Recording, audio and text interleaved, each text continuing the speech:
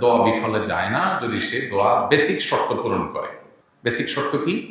হালাল উপার্জনকারী, হালাল ভক্ষণকারী যদি হন, আর কোনো অন্যায় দোয়া আল্লাহর কাছে না করেন, দোয়া কবুল নিয়ে যদি তাড়াহুড়ো না করেন, তাহলে আপনার দোয়া কবুল হবে ইনশাআল্লাহ।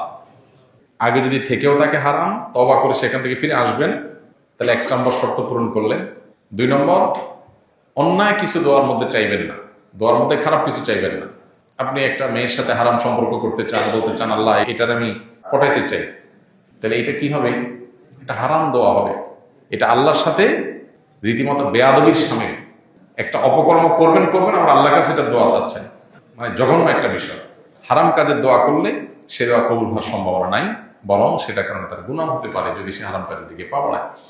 3 নম্বর শর্ত হলো, দোয়া কবুলের জন্য তাড়াহুড়ো করবেন না। তাড়াহুড়ো না করার মানে হলো আল্লাহ ওই দোয়া করলাম কবুল হলো না, দোয়া করছি আমার দায়িত্ব শেষ, এবার আমার কাঙ্ক্ষিত জিনিস পেলে বুঝতে হবে এর মধ্যে কল্যাণ আছে, না পেলে বুঝতে হবে এটা না পাওয়ার মধ্যে কল্যাণ আছে, আল্লাহ আমাকে এর চেয়ে বেটার কিছু দিবেন। অথবা কোনো কোনো ক্ষেত্রে দোয়া কবুলের আরেকটা পদ্ধতি হলো আখিরাতে আল্লাহ তাআলা দেন। অতএব আমি আল্লাহর উপরে ছেড়ে দিব, তাড়াহুড়া করব না। আর কায়মুল বাক্যে বিনয়ের সাথে দোয়া করব, দোয়াতে দুরূদ শরীফ থাকবে, আল্লাহর প্রশংসা থাকবে। এই বিষয়গুলো যদি আপনার দোয়ার মধ্যে থাকে, ইনশাআল্লাহ গুলি মিস হতে পারে, আপনার দোয়া মিস হবে না।